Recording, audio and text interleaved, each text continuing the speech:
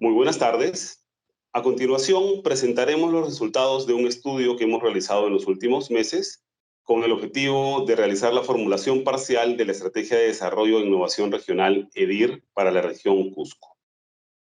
Los productos de esta consultoría son tres. El primero es el mapeo de oportunidades económicas de la región. Y para ello se trabajaron dos temas en particular. Primero, se hizo un análisis de la estructura del territorio, con lo cual se determina el potencial productivo efectivo de la región, y luego se hizo una caracterización de las cadenas de valor existentes. Es decir, se revisó todas las cadenas de valor que tienen algo de literatura o algo de información relevante en la región. Para hacer el análisis sobre la estructura de territorio, lo que hicimos fue combinar dos conceptos. Por un lado, se realizó el análisis de la estructura del territorio propiamente dicho, y esto consiste en analizar el tamaño y la importancia de los distintos nodos, es decir, centros urbanos de la región, en base a la cantidad de población que tienen, a la densidad poblacional, a los servicios que prestan, etc. Y combinar eso con un análisis de los corredores económicos por donde se mueven los bienes y servicios dentro de la región y en las regiones colindantes. Juntando ese análisis de nodos y corredores, tenemos la estructura territorial general. Por otro lado, se realizó un análisis de la estructura productiva de la región, es decir, el potencial productivo agropecuario, turístico y acuícola. Y para eso, por ejemplo, en el caso de las áreas agropecuarias, revisamos el tipo de tierra que tienen, la capacidad productiva que tiene el suelo, etcétera, etcétera, etcétera. Y juntando estos dos conceptos, la estructura territorial y la estructura productiva, producimos un indicador único, que es el potencial productivo efectivo, o PPE, que resume en un solo número toda una serie de indicadores que nos permiten comparar, sobre todo, las ventajas comparativas y competitivas que tiene una región con otras regiones y las distintas zonas de la región al interior de la misma. El análisis de nodos y corredores que acabamos de mencionar se ilustra en este mapa. Como ven, lo que hemos hecho es clasificar todos los centros poblados, ciudades, pueblos de la región Cusco, de acuerdo a la cantidad de población que tiene, al nivel de servicios que prestan, etc. Y las hemos categorizado. Y por eso ustedes ven distintos círculos con distintos tamaños que representan la influencia relativa que tienen los distintos centros poblados o ciudades de la región. Asimismo, se ha hecho un análisis detallado de cada una de las vías que existen en la región y se ha calculado cuántos bienes y servicios, cuánto tráfico hay en estas zonas, ¿no? Esto nos permite tener una idea muy clara de por dónde se mueven los bienes y servicios, de dónde hay mercados finales, de dónde hay acceso a servicios, etc.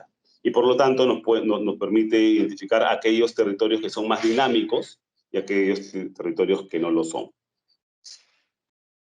Teniendo en mente el análisis del territorio, lo que procedimos a hacer fue evaluar el potencial productivo que tienen las distintas zonas de Cusco. ¿Okay? Eso lo hemos hecho a nivel subdistrital para tener más especificidad en información. Y como ven en este mapa, tenemos, por ejemplo, todas las zonas agrícolas que están en estos tonos de verde, clasificadas por su potencial productivo efectivo de nivel muy alto a nivel bajo. Una vez más, este nivel de potencial productivo efectivo no solamente tiene que ver con cuánto suelo hay o cuánto riego hay, sino también tiene que ver con la ubicación que tiene ese territorio particular respecto a todo el sistema económico de la región, ¿no? Este análisis lo hemos hecho también para el sector pecuario y para los sectores agropecuarios, que son aquellas zonas donde hay actividad agrícola y actividad pecuaria relevante. Un análisis muy parecido fue replicado para el tema acuícola y turístico. Como ven aquí, en este mapa, están todas las explotaciones acuícolas y todos los atractivos turísticos que hay en la región de Cusco, y estos han sido clasificados también de acuerdo a la capacidad de producción que tienen y de acuerdo a su ubicación dentro de este sistema de ciudades y corredores que existen en la región. Una vez que tenemos claridad en cuál es la estructura del territorio, hemos procedido a recoger y sistematizar toda la información disponible sobre cadenas de valor en la región. Como ven, acá está la lista de todas las cadenas que hemos podido estudiar para la región Cusco. Son varias. Y por supuesto, sabemos que hay muchas más cadenas, pero estas son aquellas cadenas donde hay estudios previos, donde hay análisis previos, que nosotros hemos podido sistematizar y complementar con entrevistas a expertos públicos y privados en cada una de estas cadenas. Juntando tanto esta información secundaria como la información primaria de las entrevistas, hemos podido hacer una caracterización de cada una de estas cadenas en distintos aspectos, como los que están listados acá, ¿no? Temas productivos, temas de mercado, temas de actores, etc. Este análisis de cadenas de valor, ese análisis general de cadenas de valor, sumado al análisis de la estructura del territorio, constituyen el primer producto de esta consultoría, es decir, las oportunidades económicas que hay en la región en términos generales. Ok, pasando al segundo producto de la consultoría. Este producto consiste en un análisis que permite hacer una priorización de las cadenas de valor que hemos visto en la sección anterior. Para hacer esta priorización, que es un tema delicado y complejo, hemos desarrollado una metodología ad hoc para la región, basada en toda la literatura que existe alrededor del mundo para estos temas productivos. Para ello, hemos desarrollado una serie de indicadores estadísticos y descriptores cualitativos para cada una de las cadenas, pero estos indicadores y descriptores son comparables, de manera que uno pueda comparar distintas cadenas, y hemos llegado a algunos resultados que les vamos a mostrar en unos momentos. Como mencioné, la metodología se basa en una serie de publicaciones, análisis, informes que se han hecho alrededor del mundo, porque en todos los países tenemos el mismo problema que enfrentamos acá en Perú. Es decir, tenemos una serie de oportunidades, una serie de cadenas de valor, y es difícil, pero absolutamente necesario, poder priorizar, ¿no? Entonces, partiendo de toda esta literatura que acá ilustramos rápidamente, y que tiene mayor detalle en el informe, hemos construido una metodología que recoge todos los temas comunes que toman estos otros ejercicios y los ajusta para hacerlos aplicables a esta región en particular. Entonces, la metodología se basa en tres componentes generales, ¿sí? Primero tenemos el componente de fundamentos. Todas las cadenas de valor tienen una serie de características fundamentales sin las cuales no tiene sentido proceder con su promoción o con su desarrollo, ¿no? En este caso en particular hemos distinguido dos criterios que corresponden a este primer componente de fundamentos, que son el potencial productivo y la rentabilidad del productor. Es decir, para que una cadena sea prioritaria, necesitamos que tenga potencial productivo, que se pueda producir y que se pueda escalar la producción dentro de la región. Y en segundo lugar, necesitamos que esa cadena sea rentable para el productor. Que las cadenas pueden ser muy rentables para un intermediario o para el transformador final, etcétera, pero nos interesa, en este caso en particular, que las cadenas sean rentables para los productores, porque el objetivo justamente es promover el desarrollo local, ¿cierto? Entonces, los fundamentos, el componente de fundamentos se compone de estos dos criterios: que haya potencial productivo importante y que haya rentabilidad. El segundo componente son los eslabonamientos de la cadena, es decir, la cadena misma, ¿ya? Y estos eslabonamientos tienen que ver con transporte, empaque, acopio, etcétera, pero lo hemos dividido en dos criterios. Por un lado, todo el tema de mercados, que es fundamental.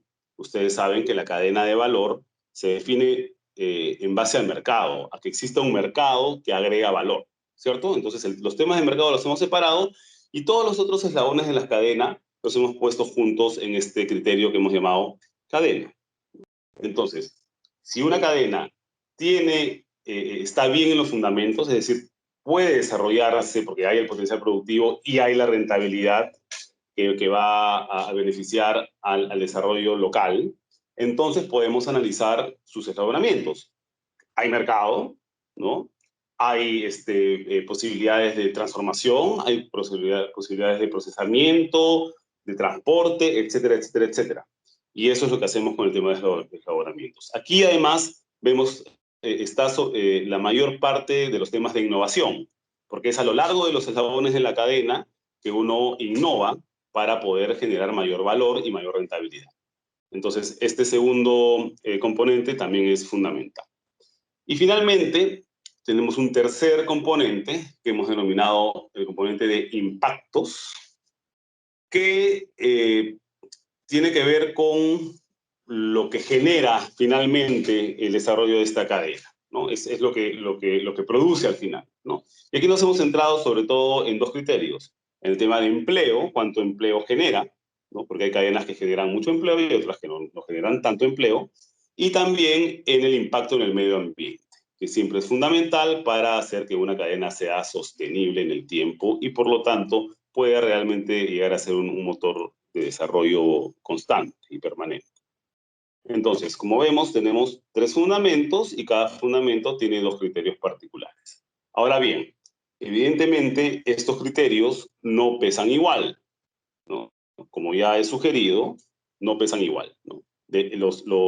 Los criterios del primer componente de los fundamentos pesan más, los de los eslabonamientos pesan un poco menos y los impactos pesan un poco menos. Simplemente porque hay una cierta relación entre unos y otros. Se tiene que cumplir primero los fundamentos para poder pasar a la cadena y se tiene que cumplir la cadena para poder pasar a los impactos. No tiene sentido empezar por atrás, hay que ir en orden. Eso lo vemos en este gráfico, ¿no? Estos son los pesos que hemos asignado a los componentes y criterios mencionados. Entonces, los fundamentos tienen un peso de 50 sobre un total de 100. ¿Sí? Uno podría decir que es mucho, pero en realidad, si no hay potencial productivo y no hay rentabilidad, todo lo demás no tiene ningún sentido. Y por eso es que es lo principal y por eso es que hemos asignado estos pesos, que son pesos parecidos a lo que se asignan normalmente en todos los otros ejercicios que se han hecho en América Latina, en África, en Asia en los últimos años, ¿no? Más o menos aquí está, estos temas fundamentales son pues fundamentales como lo dice su nombre, ¿no? Y por lo tanto pesan bastante más. Luego tenemos un peso de 15% para cada uno de los criterios que tienen que ver con los eslabonamientos y finalmente pesos de 10% para los dos criterios que tienen que ver con el tema de impactos. Eso básicamente nos da un puntaje al final. Y con ese puntaje podemos entonces calificar cada una de las cadenas. Como vamos a aplicar a todas las cadenas los mismos criterios, entonces va a ser posible compararlas todas. Y acá hay que hacer una precisión, ¿no? Hay algunas cadenas, por ejemplo, turismo, ¿no? Que son muy distintas a la cadena de papa, por decir. Y por lo tanto, los indicadores no son los mismos, pero son indicadores distintos, pero producen los mismos criterios. Y los criterios tienen estos pesos. Entonces, al final, todo es comparable. Lo mismo ocurre con las cadenas pecuarias, que no necesariamente tienen exactamente los mismos indicadores que las cadenas agrícolas, ¿no? Entonces, yo solamente les voy a mostrar aquí, a continuación, los indicadores de las cadenas agropecuarias, porque son, digamos, las más utilizadas en la región, pero es importante que sepan, y eso está en los informes, que hay algunos indicadores distintos para otro tipo de cadenas. ¿Sí? Entonces, veamos, vamos por partes. Aquí tenemos los indicadores del componente de fundamentos, que como habíamos mencionado, tiene dos criterios, el potencial productivo y la rentabilidad, ¿cierto?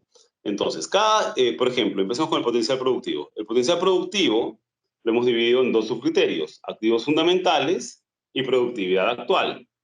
Y los activos fundamentales los hemos dividido en 4 indicadores, que los pueden ver aquí, y en su criterio de productividad actual lo hemos dividido en 2 indicadores. Cada indicador tiene un puntaje específico que al final suma el 30% que habíamos visto en la diapositiva anterior.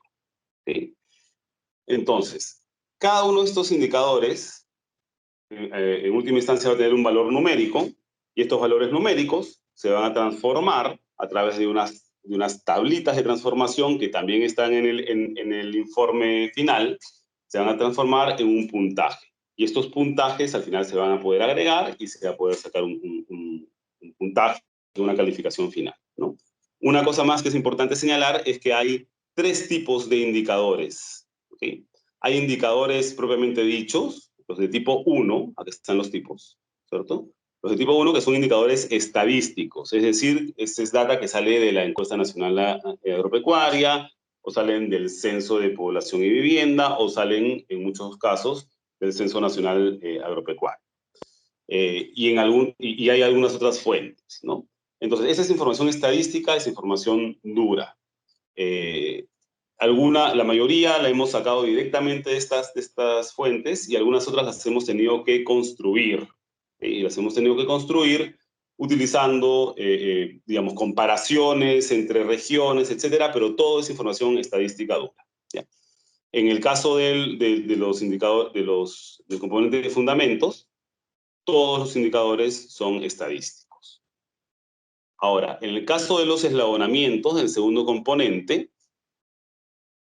como vemos, ya en realidad acá no tenemos indicadores estadísticos, simplemente porque no hay esa información estadística clara.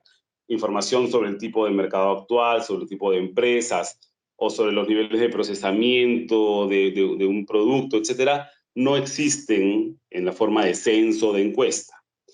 Estos indicadores los hemos tenido que construir de 2 maneras. Uno, los de tipo 2, en base a literatura, ¿no? En base a lo que dicen los libros, lo que dicen los expertos en general, de cómo es que se comporta esta cadena o aquella cadena. Y los indicadores de tipo 3 los hemos tenido que construir básicamente en base a las opiniones de expertos de la zona, ¿no? Entonces, ¿quién me puede decir cuál es el tipo de empresas que hay en la actualidad para la cadena X, en la región Y o en la zona Y? Eso me lo puede decir un experto, alguien que conoce la zona, y me puede decir, bueno, en esta zona son productores individuales, o son MIPES, o hay empresas medianas, o hay empresas grandes. Eso solamente me lo puede decir un experto. Y es así como hemos construido este indicador para la región. ¿Ok?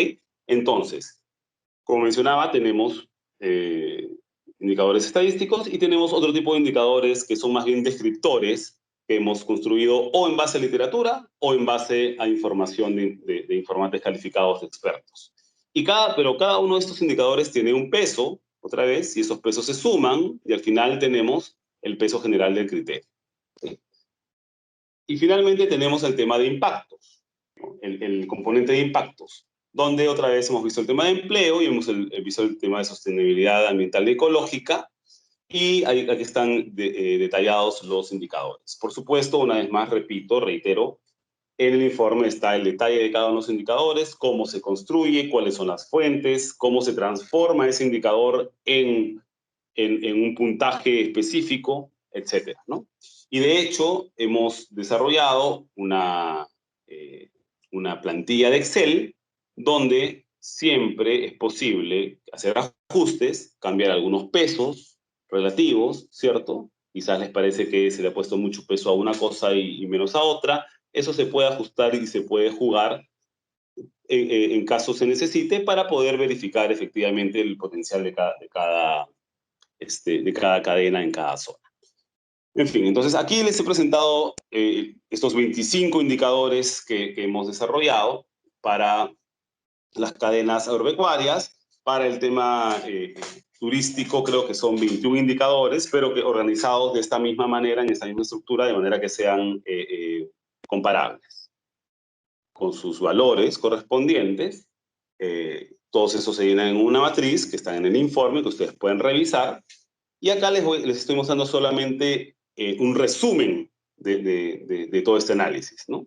Y un resumen que está ordenado en esos tres componentes principales. Entonces tenemos el puntaje final que se tiene para el componente de fundamentos, el puntaje final que se tiene para el jabonamientos y el puntaje final para impactos.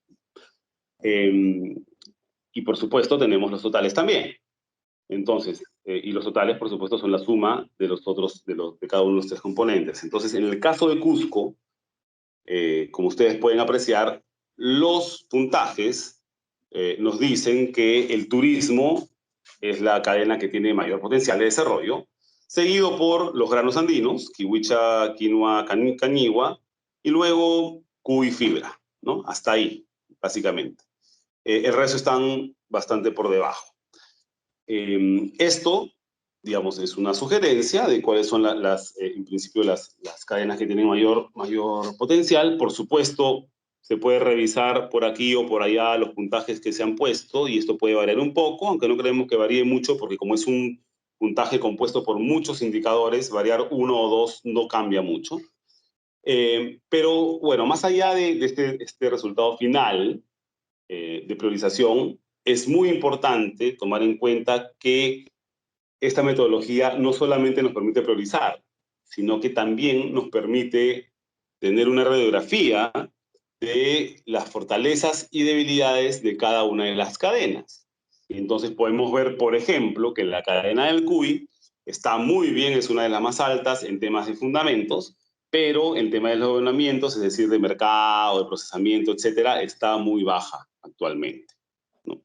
Y entonces, si uno quiere invertir en cuy, más que invertir en el tema productivo, ¿no? Hay que invertir en el tema de mercados, o en fin, hay que verificar los indicadores específicos en este caso y ver dónde es que hay que invertir para mejorar la cadena, ¿no? Y lo mismo ocurre con todas estas cadenas, ¿no? Esta metodología nos permite no solamente priorizar, sino sobre todo entender dónde es que hay que poner los recursos si queremos que una cadena específica se desarrolle.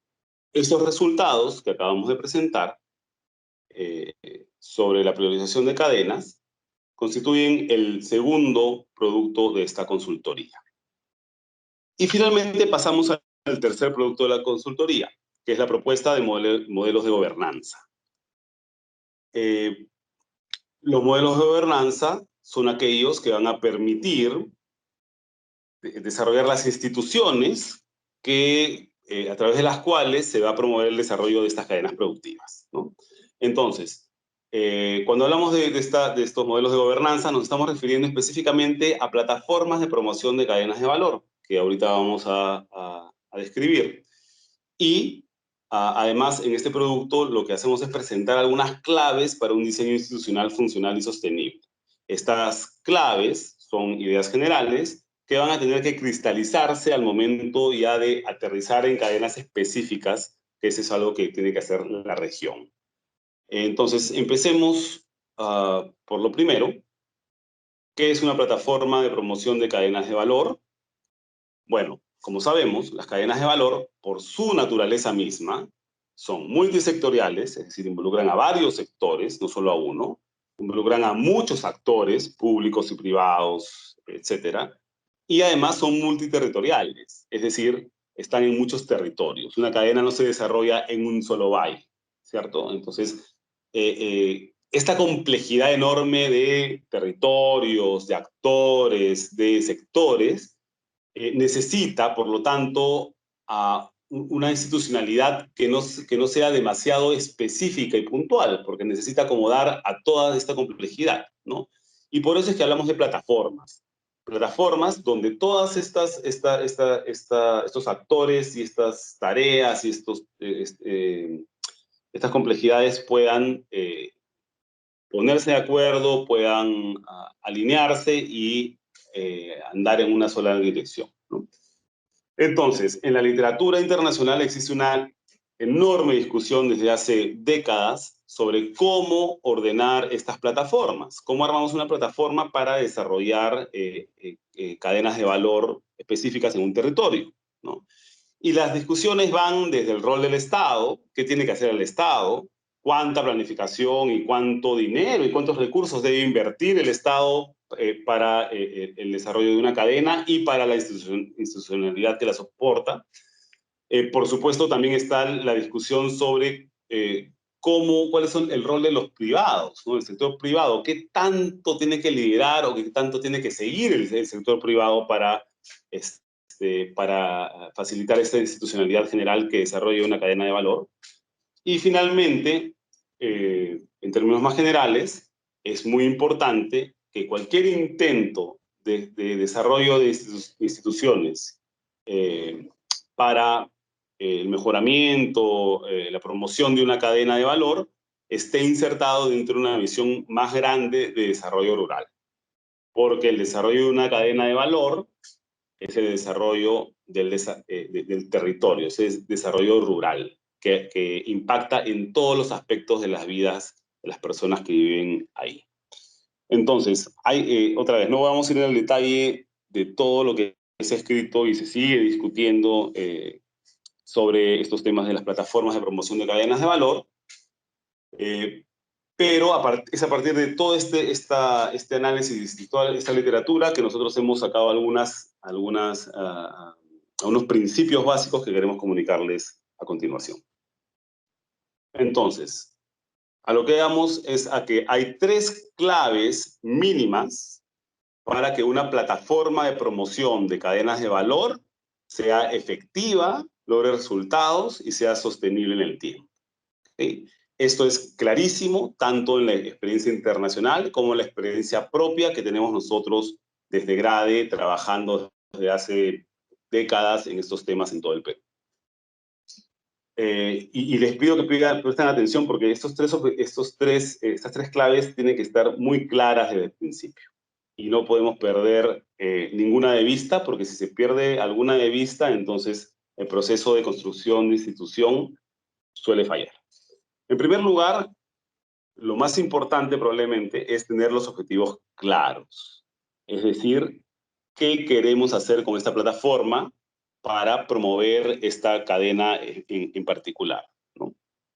Y para tener objetivos claros, se necesita definir qué es lo que se quiere hacer, cuáles son las tareas, cuál es la agenda de la plataforma, y eso va a determinar quiénes son los actores y qué roles juegan.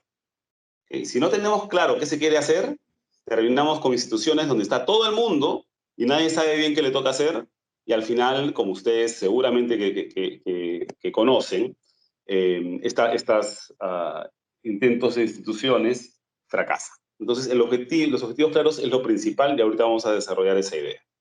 Segundo, necesitamos una estructura sostenible. Cualquier plataforma, cualquier institución necesita una estructura que sea durable en el tiempo, que no dependa de una persona o de un proyecto, sino que sea sostenible a lo largo del tiempo para poder llevar a cabo estos objetivos claros, ¿no?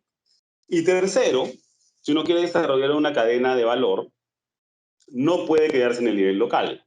El nivel local es demasiado pequeño. Los mercados están generalmente afuera, sobre todo en el Perú. Y cuando digo afuera, no digo afuera en otro país, es afuera de la localidad. Puede ser afuera de la región, también puede ser en otro país, en otro mercado, pero lo importante es que el desarrollo de una cadena nunca se da si está encerrado dentro del territorio, tiene que ver otros territorios. Y por eso planteamos que es fundamental tener claro que esta plataforma, cualquier plataforma que quiere desarrollar una cadena, por más local que sea, tiene que tener una influencia a nivel nacional. Vayamos a los objetivos claros que acabo de mencionar, ¿no? Para definir los objetivos claros, lo primero es establecer qué tipo de cadena es aquella que queremos desarrollar. Y para clarificar esta idea, nosotros hemos desarrollado una caracterización de cadenas, ¿sí?, muy básica, que se desprende de la literatura internacional, pero que creo que ustedes pueden comprender con claridad y que pueden ajustar de acuerdo a sus realidades, ¿no? En primer lugar, tenemos aquellas cadenas que son emergentes. Las cadenas emergentes son aquellas que todavía no tienen claro, sobre todo, a qué mercado van a llegar, con qué producto específico van a llegar, con qué empaque van a llegar, con qué marca van a llegar, etc. Es decir, se sabe que hay un potencial, pero todavía no se tiene claro quién te va a comprar, ¿no? Con qué y bajo qué condiciones. Entonces, ahí las cadenas emergentes tienen una serie de retos muy particulares. En particular, sobre todo, lo más importante es identificar cuáles son las oportunidades de negocios, ¿no? Sabemos que si no hay oportunidades de negocios, no hay cadena. Entonces, eso es una tarea fundamental. Y por otro lado, una cadena emergente necesita de realizar una serie de innovaciones comerciales, institucionales y tecnológicas en todos los eslabones de la cadena para poder hacer realidad esas oportunidades de negocios, ¿no? Estas son las cadenas emergentes en general, ¿no? Luego tenemos las cadenas consolidadas. Las cadenas consolidadas son aquellas que ya tienen un mercado claro, que ya saben por dónde, cuál es la ruta para llegar a ese mercado, qué tipo de producto hay que hacer, bajo qué condiciones, con qué certificaciones, etcétera, etcétera, etcétera. Y sin embargo tienen otro tipo de problemas, ¿no? Como ya saben cuál es el tipo de tecnología, el tipo que necesitan, el tipo de procedimientos que necesitan para llegar al mercado que saben que existe, lo que falta normalmente es estandarizar la producción y generar volúmenes importantes para poder entrar con mucha mayor fuerza a ese mercado, ¿no? Esos suelen ser los problemas principales de las cadenas que están más consolidadas. Y ojo, cuando digo consolidado, no quiere decir que esté consolidada en la región o en la zona específica. Ahí puede ser que no haya nada, pero el mercado existe, es decir, la cadena existe en el país y existe internacionalmente, ¿no? Existe. Entonces, las cadenas consolidadas son estas, que ya tienen la ruta, pero que les faltan algunas cosas, ¿no? En particular, estandarización y volúmenes suelen ser los problemas más importantes. Y finalmente tenemos una tercera dimensión que ya he mencionado, ¿no? Que es nacional e internacional. El mercado nacional, el mercado internacional. ¿Por qué? Porque los mercados nacionales e internacionales exigen distintas cosas, tienen distintos estándares y generan distintas necesidades para aquellos que quieren desarrollar la cadena. Y por lo tanto, creemos que es suficientemente importante esta diferencia entre el mercado nacional e internacional que condiciona todas las tareas que tiene que hacer una plataforma y por eso es importante tomarlo en cuenta. Poniendo estas ideas en un solo gráfico, en una sola tabla, tenemos entonces que hay, digamos, cuatro tipos, o digamos, dos tipos básicos con dos subtipos cada uno de cadenas, ¿no? Las cadenas emergentes que van al mercado nacional y las que van al mercado internacional, y las cadenas consolidadas que van al mercado nacional y que van al mercado internacional. ¿Ok? Entonces, como ya mencionamos, las cadenas emergentes necesitan sobre todo definir mercados e innovar, y las cadenas consolidadas necesitan sobre todo estandarizar y generar volúmenes. Por supuesto, entre una cadena emergente pura y una cadena consolidada pura, hay toda una serie, un espectro de estadios de desarrollo de una cadena. De hecho, todas las cadenas emergentes aspiran a finalmente estar consolidadas. Y las cadenas consolidadas probablemente también quieren dar salto a mercados más grandes, distintos, es decir, se vuelven emergentes pero a otro nivel, ¿no?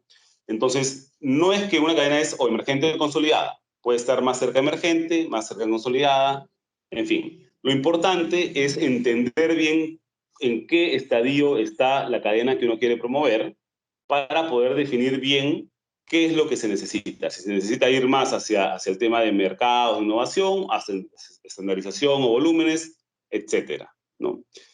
Eso solamente se puede definir ya a nivel de la cadena misma. No se puede hacer a priori. Depende de la cadena misma y de la región específica, porque cada región es distinta. Y esa tarea hay que hacerla, ¿no? Si no se tiene esto claro, no hay cómo tener objetivos claros. Los objetivos claros son las tareas que hay que hacer para promover la cadena y los actores que tienen que realizar esas tareas. En el caso de Cusco, hemos hecho el ejercicio de colocar todas las cadenas que hemos analizado en este cuadro, que como ya hemos dicho es un cuadro general, no están todas las posibilidades que podrían haber, pero nos ayudan a ordenar el análisis. Entonces aquí tenemos, por ejemplo, el tema de la quinoa. que es una cadena consolidada orientada al mercado internacional. Ya existen exportadores de quinoa, ya se sabe qué tipo de quinoa se demanda afuera, ya se sabe en qué países y qué compradores internacionales o bloques internacionales manejan el tema de la quinoa, ¿cierto? Este, pero por alguna razón no se está pudiendo aprovechar al máximo los desarrollos que existen de esta cadena, ¿no? Ahí pueden ser muchas cosas, ¿no? Eso se va a definir al momento de analizar la cadena en sí misma, ¿no? Con mayor detalle de lo que hemos hecho en esta consultoría, que es una consultoría corta, ¿no? Pero ciertamente quienes se encarguen de la plataforma de promoción de la cadena de quinoa en Cusco necesitan especificar cuáles son esos problemas fundamentales específicos que no les permiten aprovechar esta cadena que ya es consolidada, ¿no? Aunque no esté consolidada en Cusco, ya está consolidada en el mundo, ¿no? Y de hecho en el país, en la región. Entonces es importante calificar, pensar bien qué tipo de cadena tiene uno para poder definir cuáles son las tareas, ¿no? Y esto es el caso opuesto, por ejemplo, es el caso del cuy, ¿no? Que está orientado al mercado nacional, ¿no? Pero que todavía no tiene muy claro, por lo menos en base a todas las conversaciones que hemos tenido con los expertos de la región, cuáles serían los mercados óptimos, ¿no? ¿Cuál sería la forma en la que se comercializa el cuy, etcétera, ¿no? Y lo decimos con la idea de dar el salto y que la cadena de cuy se vuelva un motor de desarrollo para la región, ¿no? No solamente un medio para obtener ciertos ingresos, etcétera, sino como un motor de desarrollo. Entonces, otra vez, en este caso es una cadena emergente que no ha solucionado, no tiene total claridad en el tema de mercado, comercialización, etcétera, pero que está ahí y que lo único que necesita es identificar bien cuáles son sus problemas para poder plantearse las tareas correspondientes y también poder ver quiénes son los actores que se van a encargar de hacer esas tareas. Saber cuáles son las tareas que requiere una cadena, que requiere el desarrollo de una cadena, es la clave de todo. Porque si uno tiene claridad qué tipo de cadena tiene y por lo tanto qué necesidades tiene, entonces puede definir bien claramente qué tareas hay que hacer y quiénes deben hacer. Por ejemplo, ¿no? En estos ejemplos generales que estamos poniendo, ¿no? En una cadena emergente, en cadenas emergentes, eh, es claro que no hay claridad sobre los temas de mercado, del mercado final, ¿no? Ahí, ¿qué tiene que hacer? ¿Quién lleva la batuta? El sector privado lleva la batuta, porque el sector privado es el que sabe cómo identificar oportunidades de negocio, ¿cierto? El que tiene que ver, ok, ¿dónde hay que meterlo? ¿Dónde se puede desarrollar esta cadena? ¿Dónde hay que llevarlo? ¿De qué forma hay que llevarlo? ¿En qué presentación? Etcétera, ¿no? Eso lo tiene que hacer el privado. Pero el privado necesita apoyo, sobre todo si los privados no son muy grandes, ¿no? Y ahí entra el sector público. El sector público puede y debe hacer los estudios de mercados específicos para encontrar dónde es que se pueden buscar estas oportunidades de negocio.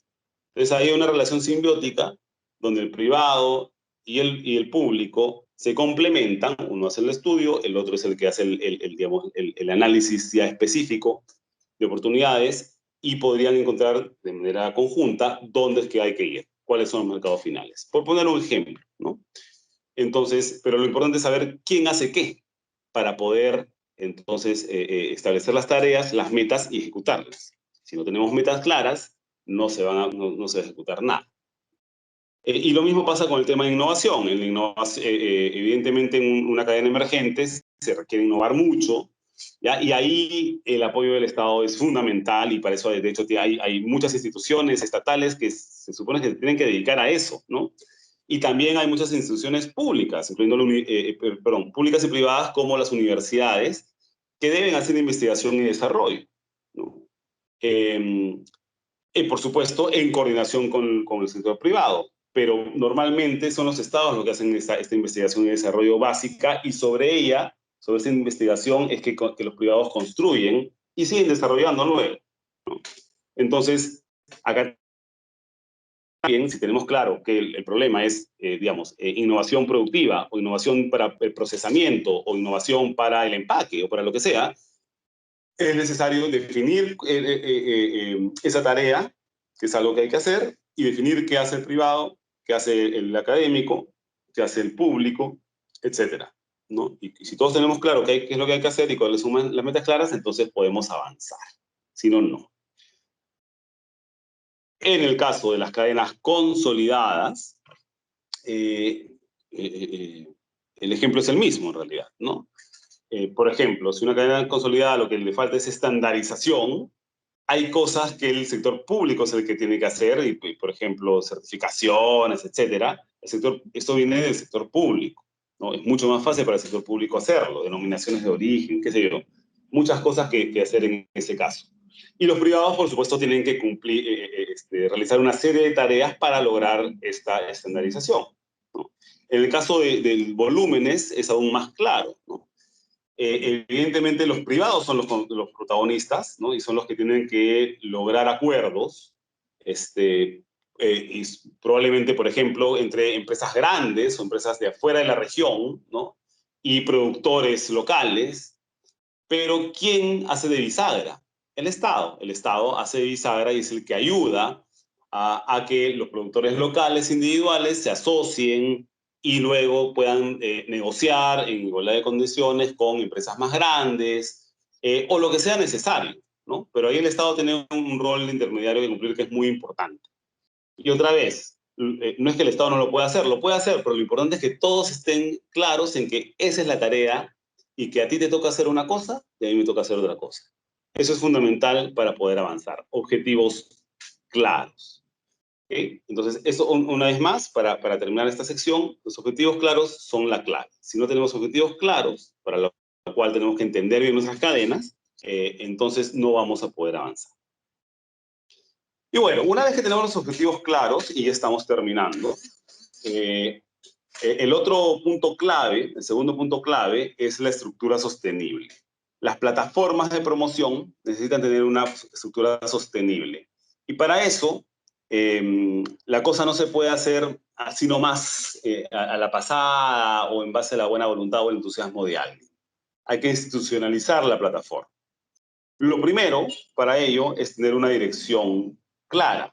Esa dirección nosotros creemos que necesariamente tiene que recaer en el gobierno regional y en representantes del sector privado empresarial.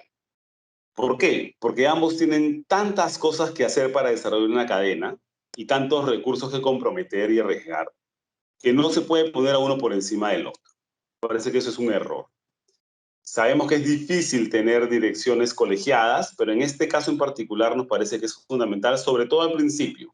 Sobre todo al principio, luego, una vez que la cadena se va consolidando, ya esto puede cambiar, ir para un lado o por el otro. Pero al principio necesitamos que estén estos dos actores en la dirección, ¿okay? como los que toman las decisiones. Y aquí es fundamental, además, que se pongan las personas correctas del gobierno regional.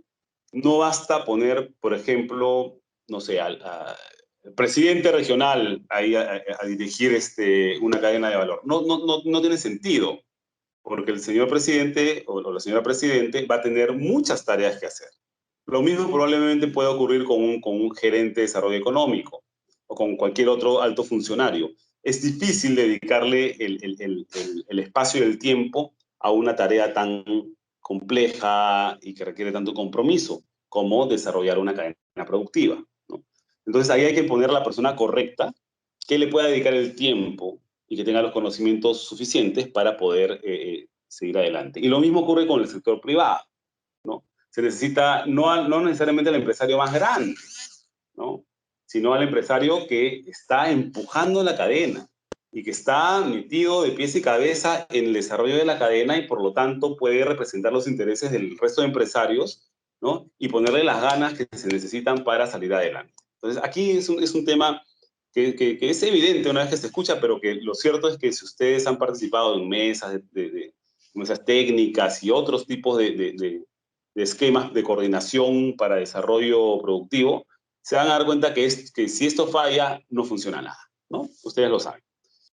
Y lo otro que es fundamental, y ahí sí no hay cómo escaparse, es que se necesita personal permanente contratado y gastos administrativos mínimos para que este personal pueda funcionar. Lo mínimo es tener un gerente, no una secretaria o un secretario. ¿Ok? Se necesita tener un gerente que se encarga a tiempo completo de llevar adelante las tareas que le encomienda la dirección y que se han definido, digamos, en el paso anterior. ¿Cierto? Se necesita eso. ¿Quién lo debe financiar? En última instancia lo debe financiar el sector privado, porque el sector privado es el que se beneficia de esto, el que va a ser el beneficiario final de que haya una plataforma que ayude a desarrollar la cadena. Sin embargo, probablemente al inicio esto va a ser difícil, hay que construir confianza entre los empresarios, etcétera, y quizás sería útil que se pueda compartir los gastos con el sector público, ¿no? Sabemos que es difícil, pero lo cierto es que hay que asegurarse de una u otra manera de que haya personal permanente, y si se puede tener un gerente y un par de asistentes, mejor aún porque van a ser más eficientes. Entonces, lo importante en todo caso es que se encuentre el financiamiento, sea como sea, un financiamiento permanente por un periodo de tiempo razonable para que las cosas puedan marchar. Sabemos que si esos trabajos se basan en la voluntad de las personas, por más buena voluntad que tienen, si no están dedicados a eso a 100%, no van a poder hacer.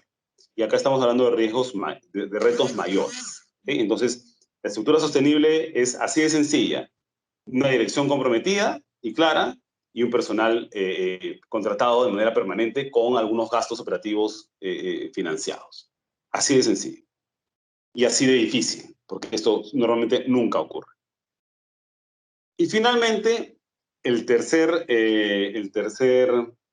punto clave, la tercera clave para poder desarrollar una plataforma de desarrollo, de promoción, de desarrollo de cadena de valor, es tener una influencia a nivel nacional, salir de la región, ¿ok? Porque los mercados suelen estar afuera, los inversionistas suelen estar afuera, ¿no? Las oportunidades de transformación suelen estar afuera. Necesitamos salir. Y de hecho, las políticas públicas que afectan a una u otra cadena también están afuera normalmente, ¿no? Hay cosas que tienen que ver con la región, pero hay muchas, la mayoría, que tienen que ver con el gobierno nacional. Si no se tiene un impacto, una influencia a nivel nacional, muy difícilmente se van a lograr los objetivos que se plantean. Entonces, cuando hablamos de influencia nacional nos referimos a esto. ¿Cómo hacemos que la ARD, la Agencia Regional de Desarrollo de la región 1, ¿no? Una región cualquiera, tenga influencia nacional? ¿Cómo partimos de esa Agencia Regional de Desarrollo y hacemos que tenga influencia nacional, ¿no? Bueno, para empezar, la Agencia Regional de Desarrollo prioriza sus cadenas de valor regionales, ¿no? Cadena de valor regional 1, 2, 3. Estas son, evidentemente, la Agencia Regional de Desarrollo quisiera empujar 10 cadenas de valor, pero no se puede, no hay los recursos. Hay que empujar 1, 2, 3, ¿no? Digamos que se han priorizado 3. Lo mismo están haciendo las demás agencias regionales de desarrollo, ¿sí? En varias otras regiones, ¿ya? Y muchas de estas cadenas, no todas, pero muchas, ustedes se sorprenderían de verlo, muchas de estas cadenas son las mismas, ¿no? Entonces aquí la región 1 y la región 2 han priorizado las mismas cadenas y estas están trabajando solas, cada una por su lado. Eso no tiene sentido, ¿ok? Estas cadenas que están en distintas regiones, estas plataformas de promoción de la cadena X, o de la cadena 1 en este caso, que están en distintas regiones, necesitan trabajar juntos en una cadena de valor nacional, ¿ok? Hay espacio para todos, pero y porque los problemas son mayores, exceden a la región. Se necesita trabajar de manera concertada con las demás plataformas que están promoviendo la misma cadena. De lo que se trata no es de arrancharse un mercado pequeñito, sino de desarrollar mercados más grandes donde todos puedan colocar más, ¿no? Y esto es clarísimo en la experiencia internacional y nacional. Así es cuando funcionan las cosas, cuando los mercados se desarrollan, no cuando hay competencias entre regiones, ¿no? Y lo mismo pasa con otras cadenas, etcétera, ¿no? Entonces, Así como hay, en la cadena 1 hay varias regiones que están involucradas, también ocurre con las demás cadenas. Y esas otras cadenas necesitan estar articuladas, ¿ya?, a una especie de, no es un equivalente, pero una contraparte de las agencias regionales de desarrollo, pero de nivel nacional, una plataforma nacional de promoción de cadenas de valor, ¿sí? Que esta plataforma, ¿no?, es el interlocutor entre las cadenas de valor nacionales, ¿no?, y el gobierno central, por ejemplo, ¿no?, o los gobiernos extranjeros, o el sector privado extranjero también, ¿no? Aquí hay mucho trabajo que hacer, y como ven, es necesario ir agregando intereses para lograr cambios que sean relevantes, ¿no? Porque sabemos que desde la región particular difícilmente se van a lograr cambios a nivel nacional. Y si se logran cambios a nivel nacional, eso va a hacer que la cadena completa, donde esté en el país, pueda desarrollarse. Y acá una cosa que es muy importante tomar en cuenta es que todo este esquema no puede ir de derecha a izquierda, es decir, no puede hacerse primero la plataforma nacional y después llegar a las regiones. Así no puede funcionar. Tiene que ir como lo he ido presentando. Primero, las regiones son las que definen cuáles son las cadenas que se van a desarrollar, porque son las que conocen. Y luego las regiones se juntan y pueden desarrollar un espacio ya de incidencia a nivel nacional. ¿Ok? Y este espacio de incidencia a nivel nacional, por supuesto, tiene que relacionarse con las agencias regionales de desarrollo, con las regiones, ¿no? Ese es un esquema, por supuesto, está mucho más adelante, pero es un esquema al que hay que llegar. Y aquí, evidentemente, esto no solamente se agrega de la Agencia Regional de Desarrollo o de las plataformas de cadenas, ¿no?, específicas. Se necesita, pues, trabajar entre regiones y se necesita finalmente llegar a estructuras de nivel nacional que puedan efectivamente hacer la promoción correspondiente. Así es como funciona en todos los países que han tenido éxito en desarrollar cadenas de valor que eventualmente se vuelven potencias internacionales, ¿no? No hay otra manera de hacerlo, esta es la forma, toma tiempo. Actualmente estamos en este momento en que la Agencia Regional de Desarrollo está definiendo las cadenas que va a desarrollar, falta mucho más, ¿no? Pero esto es lo que hay que tener como visión, siempre como visión hacia adelante, hacia lo nacional. Si nos quedamos en el espacio local, no vamos a poder lograr el desarrollo que estamos buscando. Muchas gracias. Esos son los tres componentes de esta consultoría. Esperamos que les sean útiles. Una vez más, los informes están completos, los tienen las agencias regionales de desarrollo, incluyendo las matrices en Excel para que ustedes puedan jugar con los números. Lo importante, en todo caso, es que estas herramientas que se han desarrollado en tan corto tiempo sean útiles para desarrollar la producción de nuevas cadenas en todas las regiones del país. Muchas gracias.